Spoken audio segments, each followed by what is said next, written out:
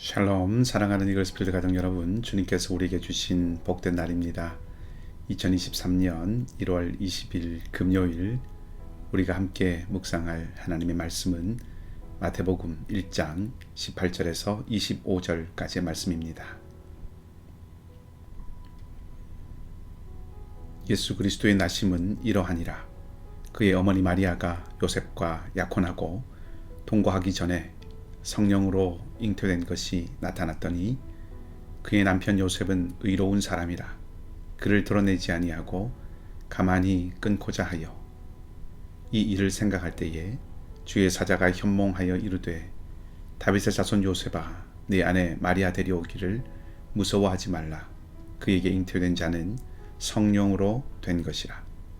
아들을 낳으리니 이름을 예수라 하라. 이는 그가 자기 백성을 그들의 죄에서 구원할 자이심이라 하니라. 이 모든 일이 된 것은 주께서 선지자로 하신 말씀을 이루려 하심이니 이르시되 보라 처녀가 잉태하여 아들을 낳을 것이요 그의 이름은 임마누엘이라 하리라 하셨으니 이를 번역한즉 하나님이 우리와 함께 계시다 함이라. 요셉이 잠에서 깨어 일어나 주의 사자의 분부대로 행하여 그의 아내를 데려왔으나 아들을 낳기까지 동침하지 아니하더니 나음의 이름을 예수라 하니라. 아멘. 오늘 본문에서 유독 눈에 띄고 마음을 잡아끈 표현이 하나 있습니다. 여러분들에게도 그런 구절이 있을지 모르겠고 또 저와 같은 느낌을 받으셨는지 모르겠지만 저는 이 일을 생각할 때에 라는 구절에 눈이 계속 갔습니다. 여기서 이 일은 앞에서 나오는 내용이죠. 곧 요셉의 약혼자 마리아의 임신 사실입니다. 그리고 그에 따른 요셉의 처신에 대한 것입니다. 그것이 이 일이지요. 요셉은 마리아의 몸의 변화를 보고 알게 되었을 수도 있고 혹은 누가복음에 따르면 마리아에게 천사가 나타났으니 마리아가 그 일을 요셉에게 이야기해서 임신 사실을 알게 되었을 수도 있을 것입니다. 근데 19절 말씀을 보면 요셉이 의로운 사람이라고 했습니다. 그는 율법을 잘 지키고 따르려고 했던 경건한 사람이었다고 이해할 수 있을 것입니다. 그런 요셉이 마리아와 파혼을 하려고 하는 것이죠. 그 말은 요셉은 마리아의 임신 사실은 알았지만 그것이 하나님의 사건이라는 것을 수용하지 못하고 있었다는 뜻이기도 합니다. 오히려 무엇인가 합당하지 않은 일이 일어난 것으로 여기고 있다는 것을 간접적으로 보여주는 것이죠. 조금 여담입니다만은 그럼에도 불구하고 요셉은 이 일을 조용히 처리하려고 합니다. 가만히 라는 이 말은 요한복음이나 사도행전 그리고 토요일에 살펴볼 마태복음 2장 7절에 나오는 용례를 보면 아무도 알지 못하게 비밀리에 일을 처리할 때 사용하는 말인 경우가 많습니다. 즉 요셉이 이 일을 공개적으로 드러내서 공적으로 처리하려고 하지 않고 두 증인을 통해서 은밀하게 관계를 정리하려고 한 것입니다. 결론적으로 마리아에게 공적인 수치를 주지 않으려고 하는 것이죠. 이것은 요셉이 공의로움과 동정심 이 두 마음을 모두 품고 있다는 것을 말해주는 것입니다. 마태복음은 교회를 위한 복음이라는 별칭을 가지고 있는데 의와 긍휼이 예수님을 통해서 드러난 하나님의 성품이기도 하고 동시에 의와 긍휼이 예수 그리스도를 통해서 실현되고 또 교회를 통해서 행해져야 한다. 또 그 두 모습이다 라고 하는 것을 미리 암시하는 것이기도 합니다. 다시 본문으로 돌아와서 요셉은 지금 자신에게 닥친 이 일을 예사롭지는 않지만 동시에 편치 않은 일로 여기는 것은 분명합니다.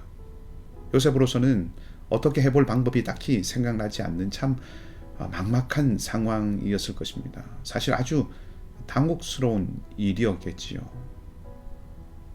주일에도 이것의 연장선에서 조금 더 말씀을 드리겠습니다만은 이런 고민되고 두렵고 어지러운 일 앞에서 우리는 사실 어떻게 해야 할지 판단이 잘 서지 않을 때가 많습니다. 그리고 그때 우리는 그 문제 안으로 빠져들기 쉽습니다. 요셉도 그랬습니다. 요셉은 이 일을 생각합니다. 그냥 한번 생각한 것은 아닐 겁니다. 또 생각하고 또 생각했을 것입니다. 골똘히 생각했겠지요. 도대체 무슨 일이 있었을지도 생각했을 테고 마리아가 다르게 보이기도 했을 것이고 근거 없이 의심하지 않아야 한다는 것을 생각하면서 자신을 책망해보기도 했을 것이고 그래도 마음이 복잡한 것은 물리칠 수가 없었을 것입니다. 도대체 나한테 왜 이런 일이 일어났는지도 생각하게 되고 화도 나고 그러면서도 지난 날들 가운데 마음에 걸리는 어떤 일이 생각나면 그것 때문에 이런 일이 생겼는지도 모르겠다 그런 마음도 들고 이제 앞날이 어떻게 될지도 걱정되고 앞으로 어떻게 살아야 하고 사람들의 시선은 어떻게 감당하고 살아야 할지도 염려가 됩니다. 그러면서 동시에 이 일을 가장 합리적으로 그러면서도 최선으로 해결하려는 방안을 생각해 보겠지요. 그것이 가만히 끊는 것입니다. 아까도 말씀드리다시피 좋은 측면에서 볼 때 이것은 요셉의 참 좋은 성품을 나타내 주는 것입니다. 그런데 이 사건에는 그런 측면만 있는 것이 아니었지요. 요셉이 이런 복잡한 마음과 생각으로 가득하였을 때 천사가 나타납니다. 그리고 마리아에게 일어난 일을 설명하지요. 요셉은 이 이야기를 듣고 난 후에 마리아를 데려옵니다.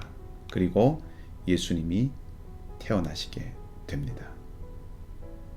요셉이 천사를 만났기 때문에 마음이 바뀐 것이죠. 그것은 사실입니다. 근데 이것을 조금 더 근본적으로 본다면 요셉이 이 일을 다른 눈으로 보았기 때문이기도 합니다. 자신의 눈앞에는 앞서 제가 장황하게 말씀드렸던 것처럼 황당하고 이해하기 어렵고 받아들이기 힘든 일이 있습니다. 황당하고 이해하기 어렵고 받아들이기 힘들다고 하는 것, 이것이 상식적이죠. 자연스러운 일입니다. 지금 요셉에게 일어난 이 일은 쉽게 일어나는 흔한 일이 아닙니다.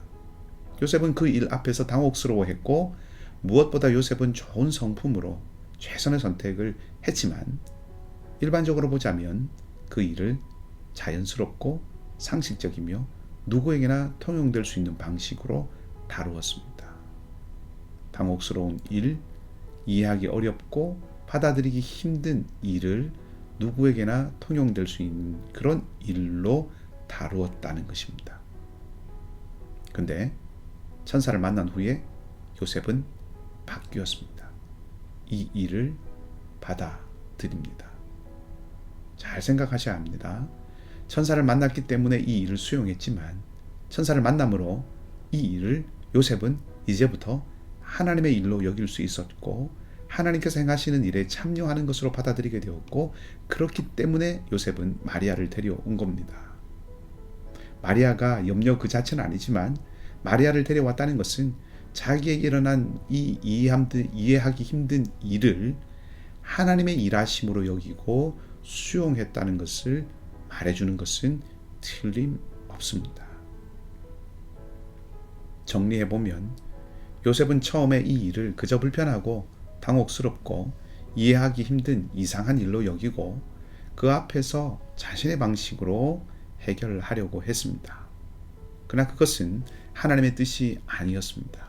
하나님은 요셉의 가정을 통하여서 하나님의 충격적이고도 파격적이며 또 놀라운 엄청난 구원의 일을 이루시려고 하셨습니다. 요셉은 그것을 알아야 했습니다. 그것을 받아들여야 했습니다. 그래서 요셉은 눈이 열릴 필요가 있었죠. 그래서 하나님은 천사를 보내셨습니다. 그리고 요셉은 그것을 깨닫고 받아들입니다. 이 일을 생각할 때에 이 말은 요셉이 자신의 일로 생각했던 것을 하나님께서 하나님의 일임을 깨닫도록 하셨다는 말이 공존하고 있는 표현입니다. 요셉이 마리아의 일을 하나님의 일로 여기지 않았다면, 받아들이지 않았다면, 그렇게 눈을 다시 뜨지 못했다면 마리아는 정말 가만히 끊겼을지도 모릅니다. 물론 하나님은 하나님의 방식으로 또 하나님의 일을 이루어 가실 것입니다. 그러나 요셉은 그 길에서 멀어졌겠지요. 그러나 요셉이 마리아의 일을 하나님의 일로 여기자 새로운 국면이 열립니다. 하나님의 놀라운 일이 시작됩니다. 상상을 초월한 죽음을 이기는 생명의 역사가 서막을 엽니다. 이 일을 생각할 때에 여러분은 여러분의 삶에 일어난 일을, 내게 일어난 여러 가지 일들을 어떻게 바라보고 어떻게 생각하고 계십니까?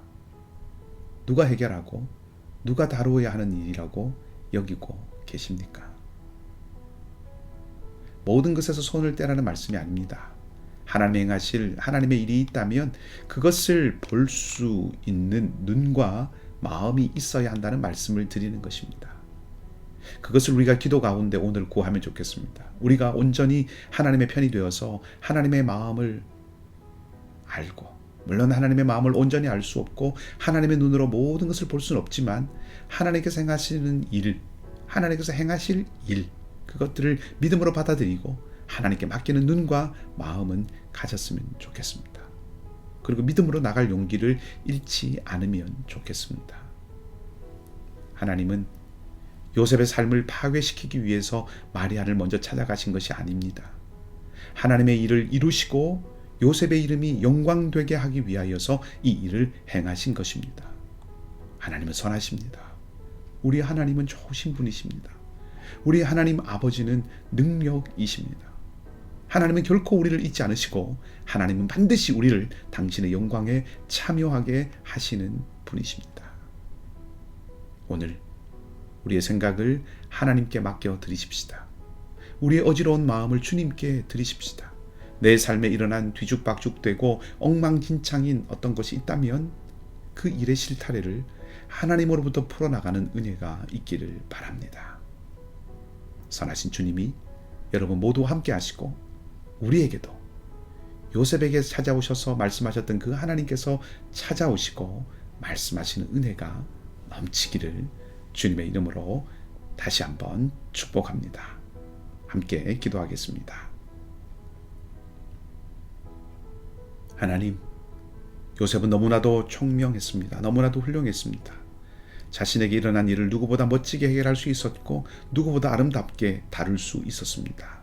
그것이 율법과 상식과 사랑에 부합되는 일이었습니다. 그러나 그것이 하나님의 방법은 아니었습니다. 질서를 깨뜨리고 상식을 무너뜨리는 초월만이 하나님의 일은 아니고 초월만이 하나님의 유일한 모습은 아닙니다. 그리고 우리 삶에 일어나는 모든 이해하기 어려운 일들이 전적으로 하나님이 야기하신 특별한 그런 일이 아닌 것도 압니다. 하나님, 우리가 유연할 수 있기를 소망합니다.